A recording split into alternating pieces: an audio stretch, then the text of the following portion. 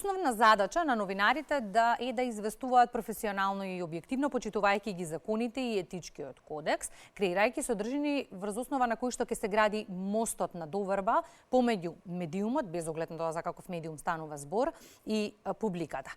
Колку известувањето во кризни ситуации не оддалечува од се погоре споменатото во борбата за гледаност, слушаност или кликови. Тема на анализа со колегата Саша Димовски како представник на Советот на честа во рамки на Сдруженијето на новинари на Македонија. Саша, благодарам за позитивниот одговор за гостување во утринската програма. Се надевам се слушаме и гледаме. Добро утро. Добро утро, Саша, дали не слушаш? Го имаме на Skype, од Велес го вклучуваме нашиот колега. Добро утро, јас ве слушам, меѓутоа ве слушам на монитор, само дај ми сигнал дали ме слушате. Се надевам ќе воспоставиме добра комуникација. Еве ја и темата ја најавивме всушност на која што ќе разговараме, па во тој контекст како представник на Советот на честа при Сдруженијето на новинари на Македонија. Саша, основна задача на Советот на честа како саморегулаторно тело на новинарите е да се грижи и промовира етички принципи, критериуми и стандарди на професионалното и новинарско одговорно работење, кои што меѓу другото се наведени во кодексот на новинарите на Македонија. Она што ме интересира, го почитуваме и практикуваме ли истото, особено во мигови на кризни ситуации?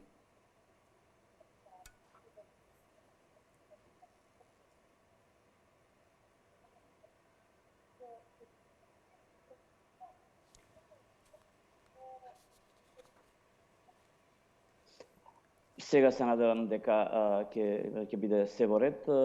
Значи, ако некој треба да биде новинар, кодексот треба да му биде водилката, бидејќи во нега се наведени принципите што секој новинар мора да ги почитува, независно дали е тоа кризна ситуација, дали е тоа нормален ден и било што и да се случува.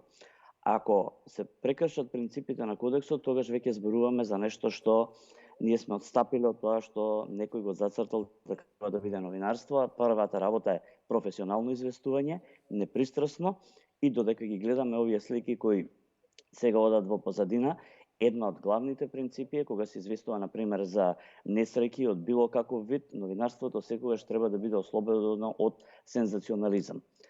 Во овој случај, значи, се што е надвор од тоа, наслови од типот кои одат во насока на сензација за зголемен број на лајкови, на кликови, на гледаност и така натаму, не влегува во рамките на она што ние треба да го работиме, што треба да биде принцип на кодексот.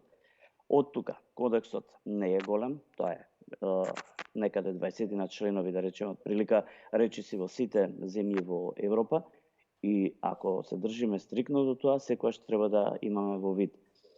Новинар е само тој кој известува непристрасно и кој не прави сензација од било што, а посебно не од вакви ситуации. Еден од настаните кој што навистина не вознамирува изминативе денови, како што забележуваме и на видеоматеријалите, се случувањата последни во Турција и Сирија по катастрофалните земјотреси, кои што меѓу другото го зголемуваат црниот биланс на загинати. Каков е впечатокот, еве конкретно твојот впечаток за известувањето последниве денови? Се прави ли премногу сензација од нечија трагедија?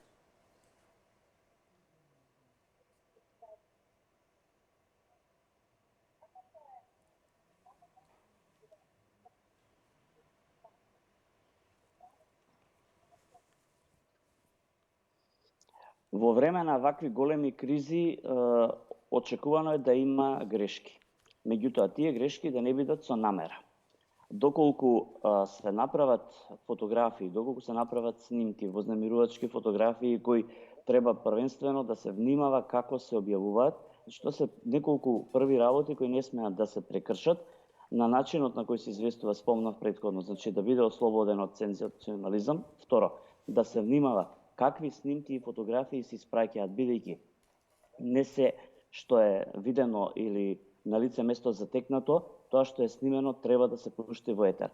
Јавниот интерес е да се информира за ситуацијата, меѓутоа или внимателно да се одберат фотографиите, затоа што ефектот кој се постигнува од таквите слики кај луѓето е премногу шокирачки, да не дојдеме во повторно во сферата на сензационализмот, да пуштиме се по секоја цена, без да внимаваме каков ќе биде ефектот кај луѓето. И второ, што многу е важно, да се информира правилно и од лице место, да не се користат снимки или слики од други ситуации и состојби, а да се подметнуваат, например, и тоа може да се случи, така наречени лажни вести или информации, да се однесуваат снимките или сликите од друго подрачје, од друг настан, од условно друг земјотрес, а да се прикажуваат дека тоа е таму и да се злоупотреби на тој начин емоцијата кај гледачот и граѓанинот, на истиот да се собираат средства хуманитарни и така натаму, што може да не одведе во еден друг правец. Верувам дека секој има човечност во себе, но некогаш човечноста затајува, одстапува од правилата и од нормите, а ние како медиуми треба да имаме и една самоконтрола. Овие фотографии, например, кои ги гледаме еве во моментов, треба да процени дали има и каков ефект пред да ги објави истите и да не ја шокира јавноста, или барем навреме да предупреди што ќе емитува, што ќе следува. Не е сеедно и новинарите се луѓе, тие се на лице место, известуваат, прават, во истиот момент се праќаат сликите, материјалите, информациите, но редакциите се тие кои ги превземаат понатаму да одлучат што од тоа. Не зборувам за цензура, значи далеку од тоа, меѓутоа да се внимава какви материјали ќе се испратат до гледачот како крајен консумент. Еден од тие материјали се и фотографиите кои што во моментов сакам да ги видиме и од режијата, за кои што предмалку проговори и ти. Тоа се фотографии од, се чини, релевантно место и настан на овој што се случува сега, но доколку малку повеќе истражиме, ќе забележиме, односно ќе добиеме информација дека станува збор за фотографии кои што се направени многу одамна од некое такво случување, но не поврзани со сегашново. Дали Саше познатиот цитат на Ахил во војната вистината прва страда, можеме да го измениме со тоа дека речиси во секое случување последниве години за кое што се известува вистината прва страда? Може да ги видиме фотографиите.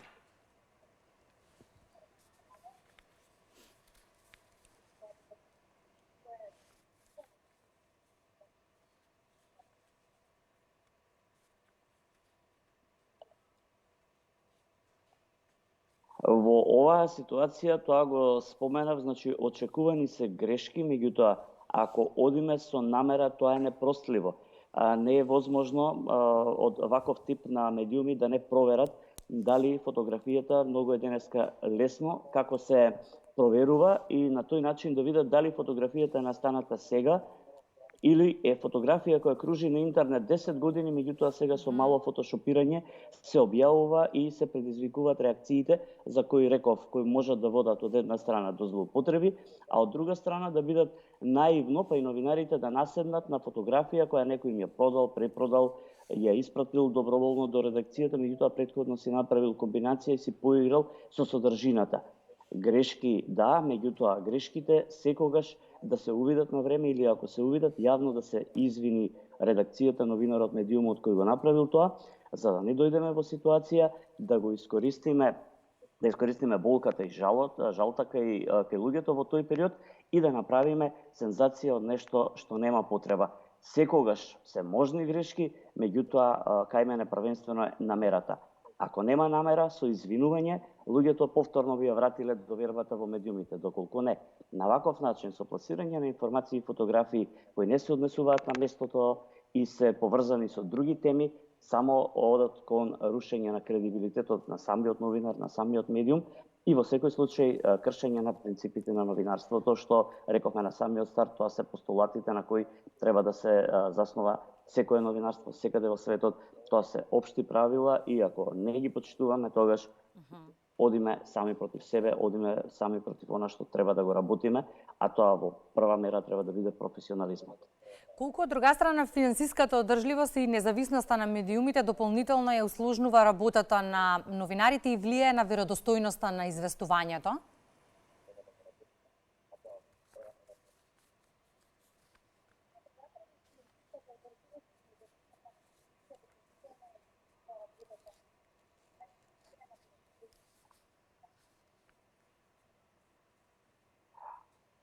Условите на работа се едно и реков дека и новинарите се луѓе од крв и месо кои одат на лице место, се соочуваат со ситуации. Еве да не правиме сега паралела со овој вид за несреќи, меѓутоа еве да споменеме, барем јас сум од оние малку повозрастните кои ја поминале, да речеме, косовската криза, 2001 конфликтот кај нас, поминале разни, ајде да речеме, помали кризни ситуации од поплави и така натаму, каде што имало и жртви, каде што имало ситуации во кои треба прво да се справиш со тоа што си го видел на терен, а потоа да го канализираш и да го пренесеш кај сите луѓе. Не е лесно да се известува од кризни ситуации, посебно вакви каде што не знаеш во моментот дали условно зградата што ја снимаш во моментот или за која известуваш нема да се сруши пред тебе, каде што опасноста, ризикот демнат на секој чекор, каде што условите се многу тешки, но да не заборавиме, новинарството е само еден сегмент од тоа за кое таму има илјадници луѓе, бидејќи на истиот простор работат и медицински лица, работат пожарникари, спасувачи, работат професии од многу широк диапазон, од возачи, од обезбедување, од што и да е, и новинарите не се единствени кои се соочуваат со тоа што го имаат на терен. Треба да им се одаде храброст, нели, само на професионалните, но по секоја цена, повторувам, колку и да се тешки условите, што и да се случува на терен, објективното известување не смее да трпи поради условите на терен. Затоа во секој поглед мора да биде прво професионален, да заборави на емотивноста, да известува за факти и само така може да имаме нормална информација која ќе биде неоптеретена од се што е претходно, а најмалку тоа да биде сензационална или да биде од други побуди кои нормално веќе не влегуваат во сферата на новинарството. Медиумската писменост е нешто исто така за што би сакала да продискутираме, е клучна во борбата против дезинформациите. Треба ли повеќе да се работи на оваа тема, иако впечатокот е дека имаме позитивен чекор и добро придвижување во едукацијата на нашите граѓани како да препознаат дезинформации?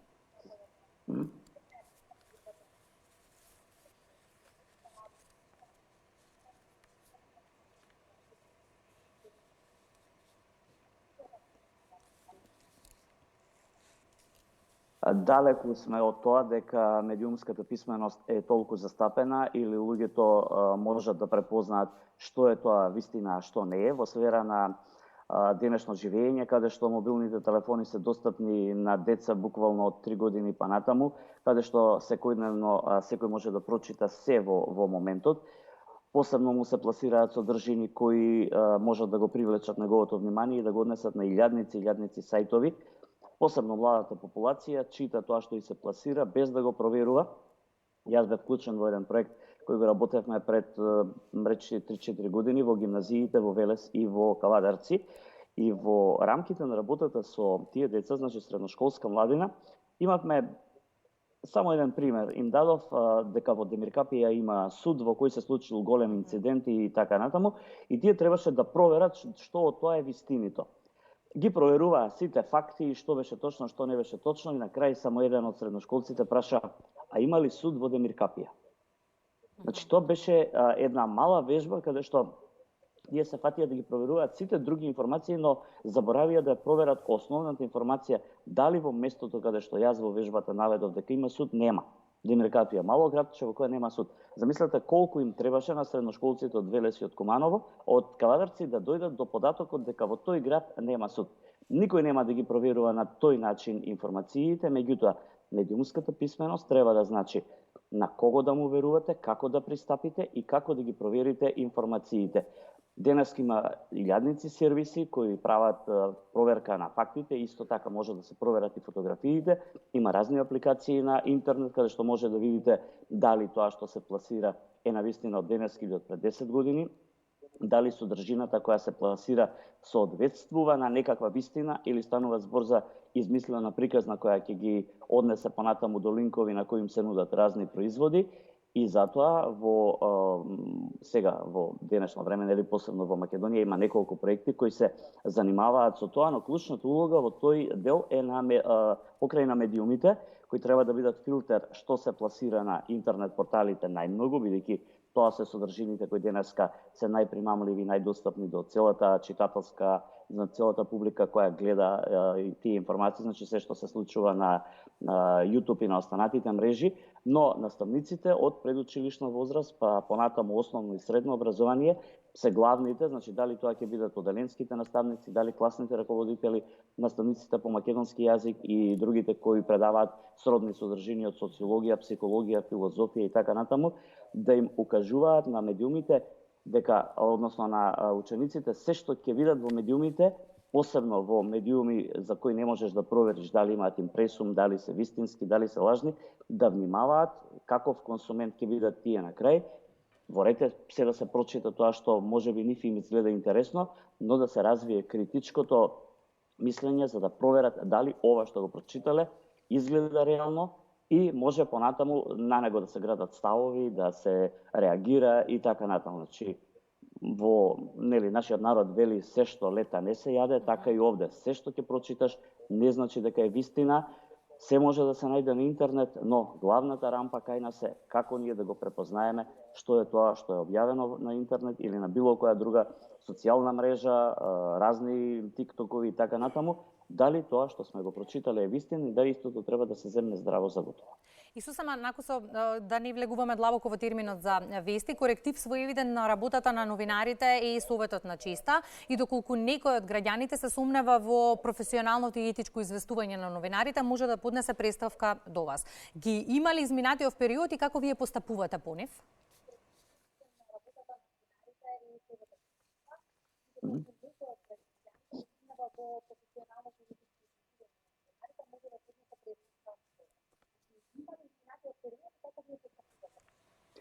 Советот на честа, откако се формира во овој состав на Сдруженијето на новинари од 3 декември па наваму, ние имаме одржано веќе 4 седмици и на сајтот на Сдруженијето има формулар на кој може да се поднесе преставка. Ние имавме седмици на кои ги објавивме одлуките и имаме 5 одлуки во кои усвоивме мислење како новинарите треба да држат дистанца откако ќе се вратат од разни портпаролски функции во разни министерства. Добро е тоа да се прочита на сајтот на ЗНМ го има, а исто така имаме објавено 4 одлуки во кои една одлука е судија против новинар, во другата е новинари против новинари, повторно имаме новинар против новинар, адвокати против новинар и изазедовме, ми се чини, добри ставови, тие сите се објавени. Секој кој смета дека новинарите го прекршиле кодексот во било која форма, во било кој од членовите, имаат формулар како да ја поднесат и да ги погледнат нашите одлуки. Јас верувам дека многумина ќе се согласат со ставот кој ние сме го изнеле во овие 5 одлуки кои моментално се објавени на веб страницата. Добиваме и како ги добиваме, така и одлучуваме. Тоа е Советот на честа една форма на натрешен суд кој сака да воспостави навистина правила и ако работиме по тие може да зборуваме за професионално новинарство. Благодарам Саши за гостувањето во Македонија наутро, особено значајна тема и за нас новинарите, но и за граѓаните во чиј интерес работиме.